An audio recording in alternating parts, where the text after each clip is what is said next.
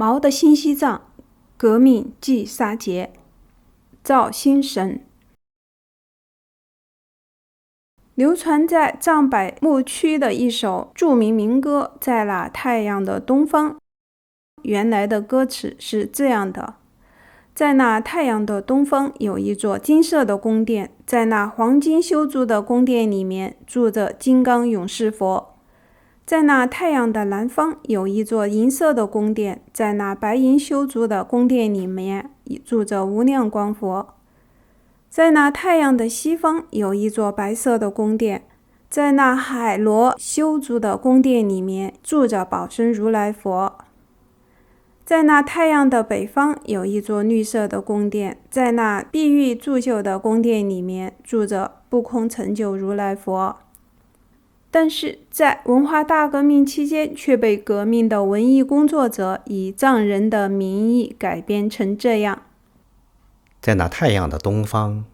有一座金色的宫殿，在那黄金修筑的宫殿里面有我们伟大的领袖毛泽东。在那太阳的南方有一座银色的宫殿，在那白银修筑的宫殿里面有我们伟大的共产党。在那太阳的西方有一座白色的宫殿，在那海螺修筑的宫殿里面有我们伟大的人民解放军。在那太阳的北方有一座绿色的宫殿，在那碧玉铸就的宫殿里面有我们伟大的全国各族人民。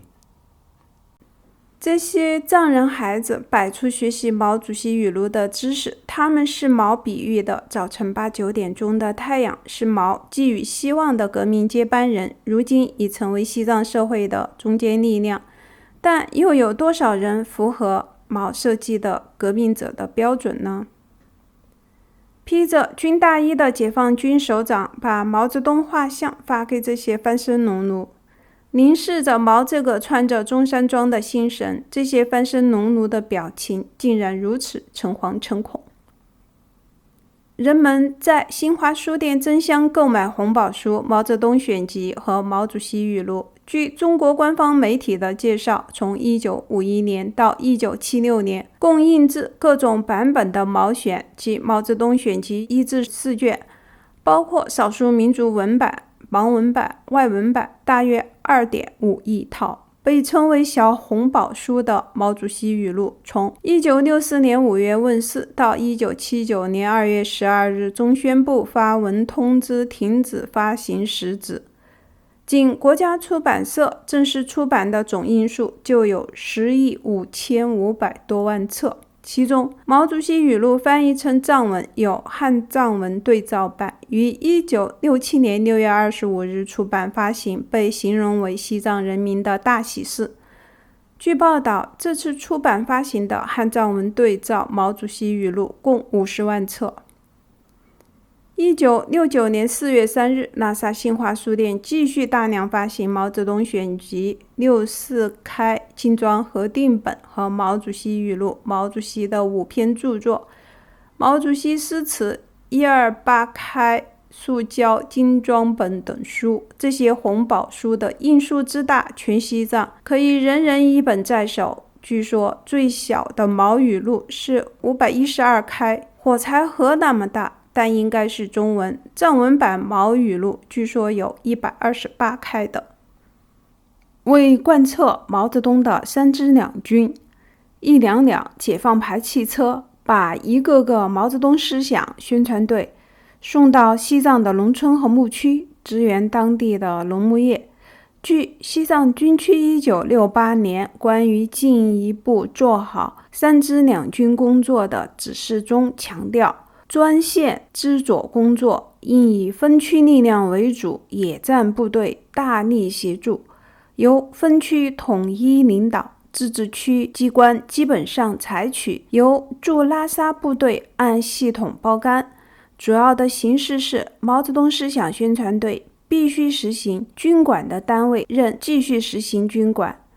各地驻军均有对所驻地方单位和驻地附近群众进行宣传的责任。其效果如何呢？文革结束后，西藏高层召开内部座谈会，这样总结。注：来自一份1985年的中共西藏内部材料，是西藏自治区与西藏军区联合对军队在三支两军期间所犯错误的调查。文革期间，我区部队约有1233名营以上干部在西藏地方参加三支两军，其中参加三结合的716名，涉及地方566个单位。仅军区机关在地方支左的营以上的干部，据不完全统计就有164人，涉及地方76个单位。这么多人参加三支两军，给地方、给军队、给自己带来了严重的消极后果。军宣队果然知龙知道了田间地头，仅照片上可以数得出的就有30多个男女军人，手持毛主席语录，正在向广大的西藏农民宣传毛泽东的思想。在用藏汉两种文字书写的毛泽东思想宣传队的横幅标语旗帜上，还有一行小字，注明这是西藏军区403部队，而这只是无数军宣队中的一支而已。我们无法得知由西藏军区403部队派去的军宣队去的是西藏哪一个农村，我们也无法体会得出这些再普通不过的西藏农民面对着那么多的毛主席像，那么多的红旗和标语，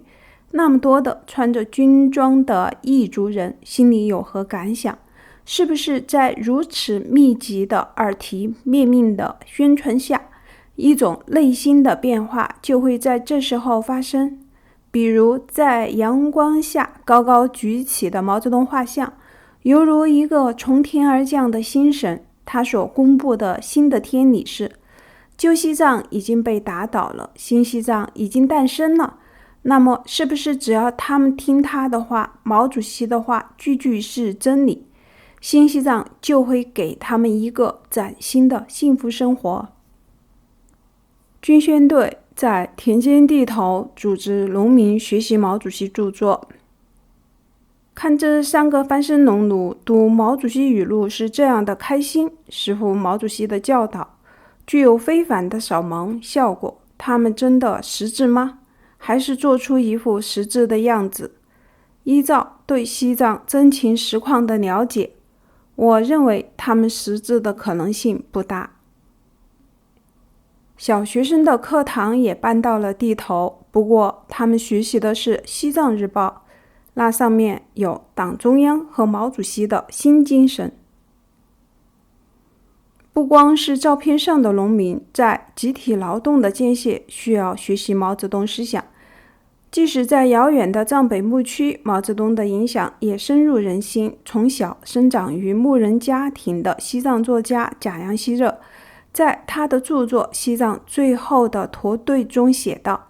在传统的劳作方式采盐结束之时，首领让我们集中到他的盐包中间，学习毛主席语录中有关阶级斗争的论述，接着进行了讨论。最后由首领做了最革命的指示，他说采盐结束了，这是革命的胜利，是毛泽东思想的胜利，是无产阶级的胜利，但是我们要戒躁，将革命进行到底。这些康区民兵摆出学习毛主席著作的幸福状。这显然是一组在精心安排之后拍摄的照片，目的在于表现公社化带给广大西藏农民的幸福生活。从这些公社社员干净的头巾、帅气的礼帽、鲜艳的邦颠围裙上，从这些公社社员深情凝望毛泽东画像的神情上，从这些公社社员举着毛泽东画像振臂呼喊口号的姿势上，如果不是了解那一段历史，肯定会让人觉得人民公社确实犹如党许下的诺言，是一座通向社会主义天堂的金桥。当然，这些照片拍摄于人民公社刚刚成立的初期，那时候农民们确实对人民公社抱有希望，但是这些照片无疑体现的是我父亲本人的愿望。正是在他的要求和摆弄下，公社社员做出了一副幸福的姿态。正如中央新闻纪录电影制片厂驻拉萨记者站所拍摄的一部电影里，西藏农村的藏族姑娘一边摘着树上的苹果，一边喜气洋洋地说：“要问我们的生活好不好，请看我们脸上的红光。”的确，他们的脸蛋红扑扑的，就像树上的大红苹果。他们的神情无疑跟这几幅照片上女社员的神情有惊人的相似。可事实上呢？毛泽东变成了看守庄稼的稻草人，似乎具有驱虫避害的莫大威力。这幅图景在当时的西藏农村比比皆是，而这是因为以宣传毛泽东思想为主要任务的军宣队到处送毛像，被宣传的神乎其神的毛泽东犹如一个星神，使得西藏农民将毛视为无所不能的星神。当然，这也很有可能是农村干部们、积极分子们这样做的。旧西藏被砸烂了，那么新西藏是否从此就在一片废墟上建立起来了呢？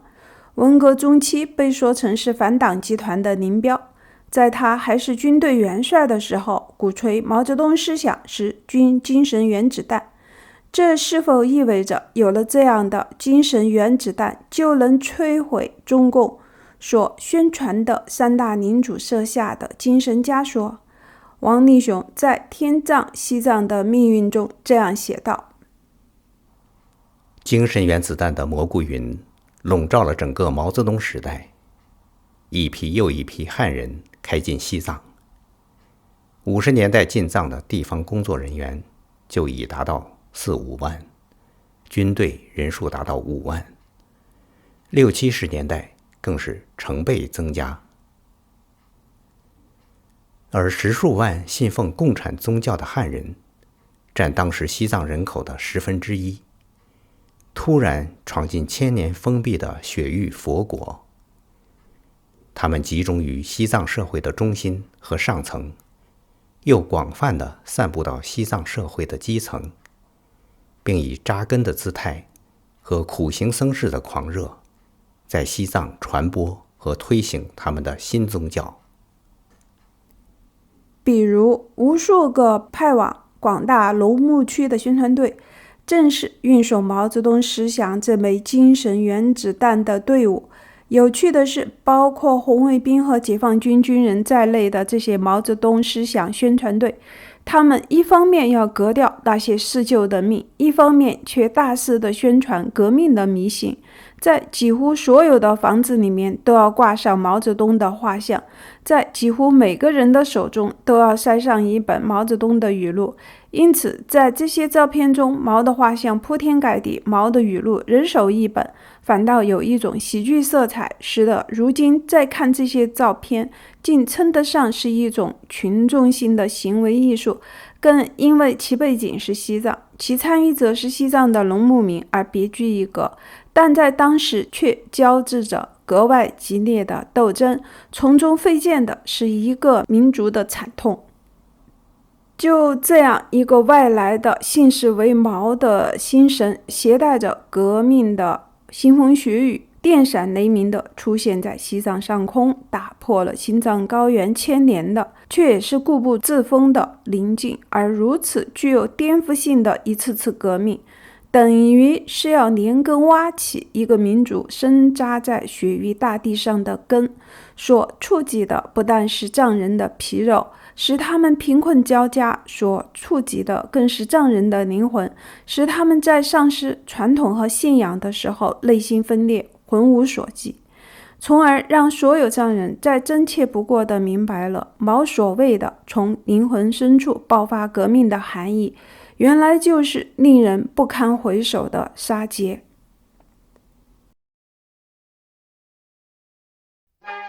本节目由绝地金书工作室制作发布，请扫描赞赏二维码进行赞赏，您可以得到回赠的电子书或其他作品。请扫描订阅二维码订阅绝地金书频道，收看收听已发布和将发布的更多作品。